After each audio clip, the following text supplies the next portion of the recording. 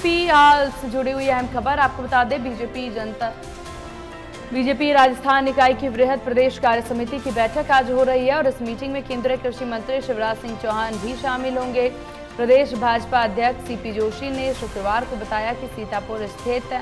JECC सभागार में वृहद कार्य समिति की बैठक का आयोजित हो रहा है। बैठक में पंचायत राज के जनप्रतिनिधि,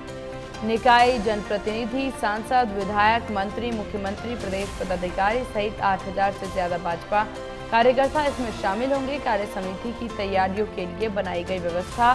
टोलियों प्रत्येक काम को बारीकी से कर रही है। 2 सत्रों में होने वाली वृहद कार्य समिति के दौरान प्रदेश से केंद्र सरकार में बनाए गए 4 मंत्रियों का स्वागत और अभिनंदन किया गया। वहीं शिवराज सिंह चौहान और भाजपा के राष्ट्रीय महासचिव दुष्यंत गौतम भी उपस्थित रहेंगे।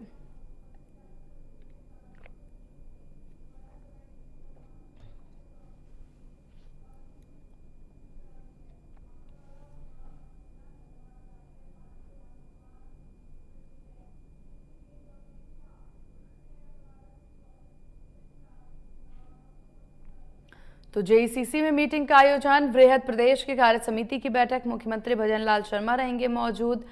वहीं भाजपा की वृहद प्रदेश कार्य समिति की ये बैठक होनी है। मंत्री, एमपी, एमएलए सहित 8000 कार्यकर्ता इसमें शामिल होने वाले हैं। तो भाजपा प्रदेश अध्यक्ष सीपी जोशी की अध्यक्षता में कार्यक्रम।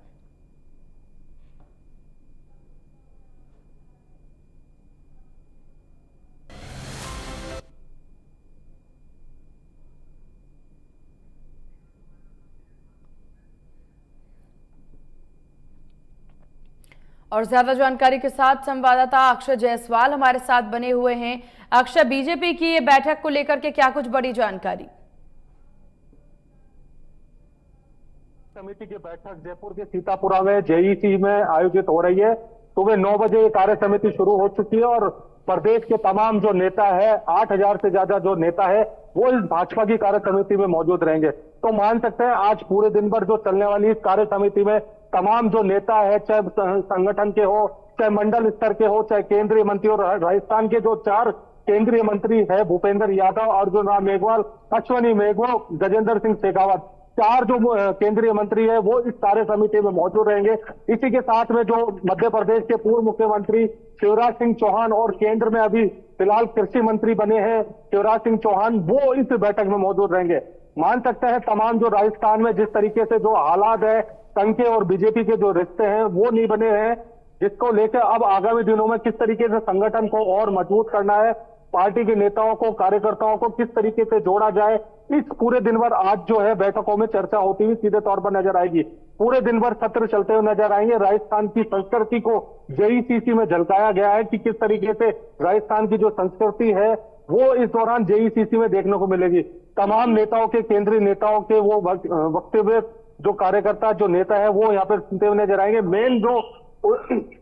शिवराज सिंह जो चौहान है, जब वो अपना वक्तव्य देंगे स्टेज पे आके, तो तमाम जो कार्यकर्ता है, 8000 से जो कार्यकर्ता है, वो केंद्रीय मंत्री शिवराज सिंह चौहान को सुनते हुए नजर आएंगे। तमाम जो नेताओं के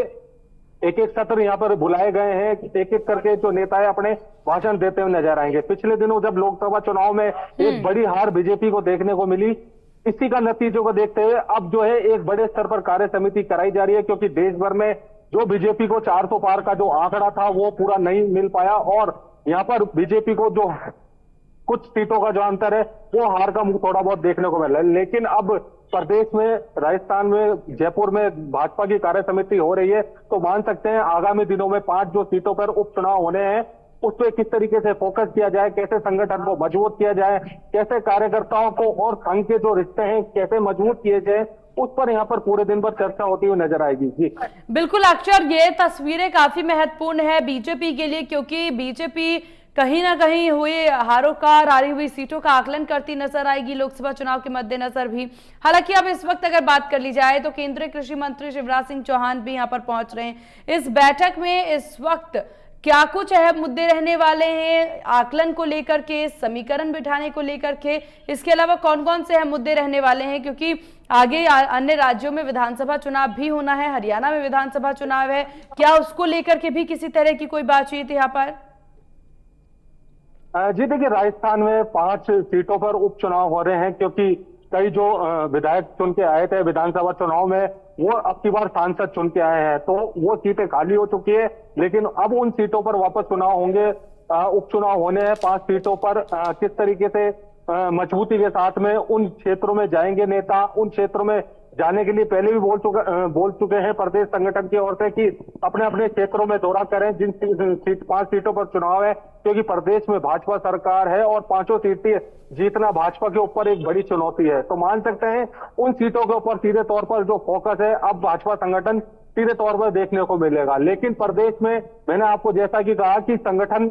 और भाजपा के जो रिश्ते हैं पिछले दिनों ठीक नहीं थे, लेकिन उसी संगठन और भाजपा के रिश्तों को वापस कैसे एक किया जाए, संगठन को कैसे मजबूत किया जाए, पार्टी अक्षय, आपका संगठन से तात्पर्य क्या आरएसएस को लेकर के है, राष्ट्रीय स्वयंसेवक संघ को लेकर? जी बिल्कुल, बिल्कुल आरएसएस को लेकर ही है मेरा तात्पर्य, क्योंकि आरएसएस और बीजेपी के रिश्ते माना ये जा रहे थे, जो बाजार में जो मार्केट में जो बात चल रही थी वो तालमेल जो ठीक नहीं बैठ पाए, जिसके चलते जो विधानसभा चुनाव में भी सीटों के जो आंकड़े थे वो कम देखने को मिले, और राजस्थान में जब लोकसभा चुनाव हुए तो इसमें भी आंकड़े कम देखने को मिले। और इसी की वजह से जो भाजपा को जो राजस्थान में पिछली बार 25 सीटें थी लोकसभा में, वो सीटें पूरी नहीं हो पाई और कांग्रेस एक मजबूती के साथ में लोकसभा यहाँ पर चुनाव जीतती हुई नजर आई। तो मान सकते हैं कि आगामी दिनों में आज पूरे दिन भर जो वृहद कार्यशक्ति होगी उसमें अब तमाम जो कार्यकर्ताओं को, जो सीनियर नेता आए हैं, 5 केंद्रीय मंत्री आए हैं, वो कार्यकर्ताओं को जीत का मंत्र आगे पार्टी में किस तरीके से पार्टी को मजबूत करें, कैसे आम जनता को पार्टी के रीति नीति से जोड़ें, उसका संदेश देते हुए सीधे तौर पर नजर आएंगे। अभी कुछ ही देर बाद मुख्यमंत्री भजनलाल शर्मा यानी कि आधे घंटे के अंदर अंदर वृहद कार्य समिति में शामिल होंगे। मान सकते हैं कि वो भी इस कार्य समिति में अपना उद्बोधन देते हुए कार्यकर्ताओं को नजर आते हुए दिखेंगे। लेकिन मुख्यमंत्री जब किसी कार्यक्रम में पहुंचते हैं, और ये तो पार्टी का ही कार्यक्रम है, और मुख्यमंत्री जब कार्यक्रम में पहुंचेंगे और वो क्या उद्बोधन देंगे ये देखने वाली बात होगी, क्योंकि मुख्यमंत्री का जो रोल होता है काफी अहम होता है। प्रदेश के मुखिया होते हैं मुख्यमंत्री, और किस तरीके से कार्यकर्ताओं को अपना बनाने की कोशिश करते हैं अपने भाषण के द्वारा, ये देखने वाली बात होगी। जी यहाँ पर अक्षय, ये पूरी बैठक जो है भाजपा को मजबूती के लिए है इस वक्त, क्योंकि लोकसभा चुनाव में कई ऐसे जानकार थे, जैसा कि बार बार आप जिक्र भी कर रहे हैं आरएसएस का, कई जानकारों का ये भी मानना था कि यहाँ पर आरएसएस जो है वो उस तौर से चुनाव में नहीं उतरा या फिर उतना साथ देता नहीं नजर आया, जिसकी वजह से रिजल्ट किस प्रकार से रहा ये हम तमाम जनता ने भी देखा है और सभी ने देखा है। राजस्थान की अगर बात कर ली जाए, राजस्थान में आज 8,000 से ज्यादा कार्यकर्ता इस मीटिंग में शामिल होने वाले हैं। किस तरह की व्यवस्था है यहाँ पर, तमाम जो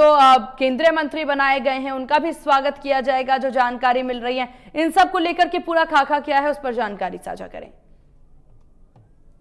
जी देखिए, बड़ी कार्य समिति है वृहद, और पिछले हफ्ते भर से इसकी तैयारियां शुरू हो चुकी थी। पिछले दिनों जो भाजपा के प्रदेश अध्यक्ष है सीपी जोशी, वो जायजा लेने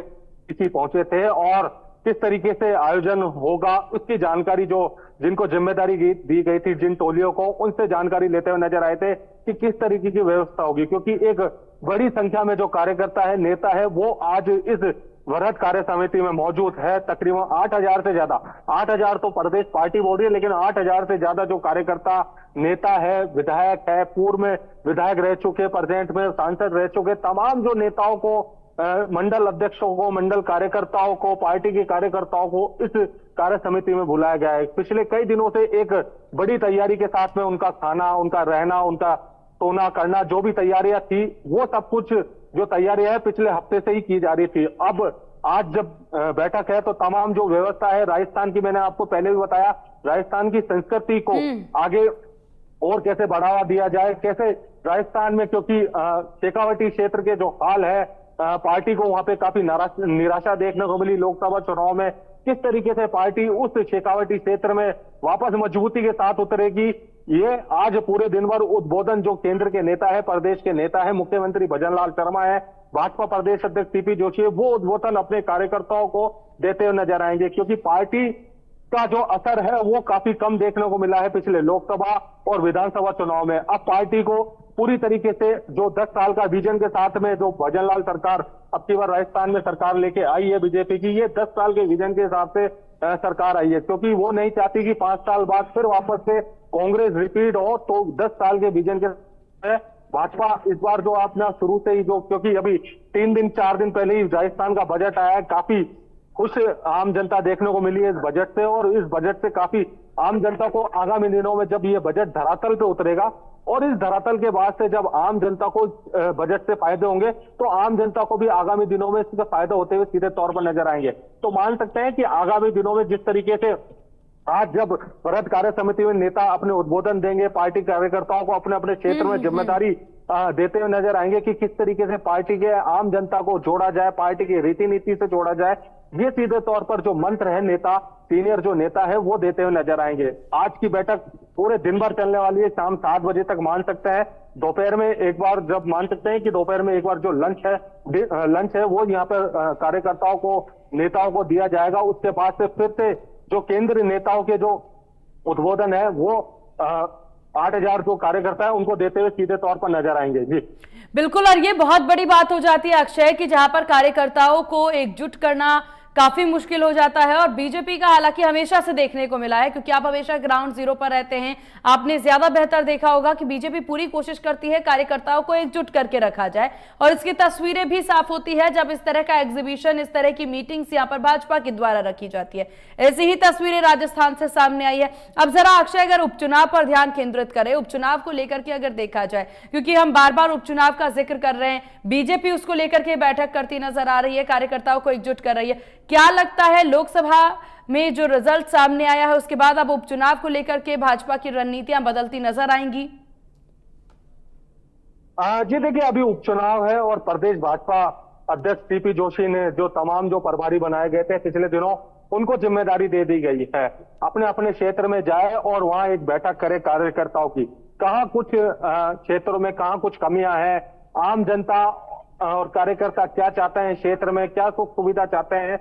प्रदेश अध्यक्ष सीपी जोशी ने जिम्मेदारी दे दी है प्रभारियों को, कुछ प्रभारी मंत्री है प्रदेश सरकार में और कुछ प्रदेश महामंत्री है, तो उनको जिम्मेदारी दी गई है कि अपने अपने क्षेत्रों में जाएं, जहां चुनाव है वहां फोकस रखें, क्योंकि प्रदेश में भाजपा सरकार है। 5 सीट जीतना बीजेपी के लिए जरूरी है, क्योंकि अगर बीजेपी 5 सीटें अगर इस उपचुनाव में हार जाती है तो एक हार का सामना जो है, एक बीजेपी का जो सामना है वो कांग्रेस के सामने देखने को मिलेगा, क्योंकि विपक्ष मजबूत है, कांग्रेस की एक बड़ी संख्या में विधानसभा में जीत हुई है, विपक्ष मजबूत है, और लोकसभा में भी एक देख सकते हैं कि काफी संख्या में 11 सीटें जो लोकसभा में वो विपक्ष जीतता हुआ नजर आया। तो सीधे तौर पर बिल्कुल, और इसीलिए बीजेपी के लिए अलग से रणनीति बनाना बहुत जरूरी है, जैसा कि आप जिक्र भी करते नजर आ रहे हैं। आपका बहुत शुक्रिया। तमाम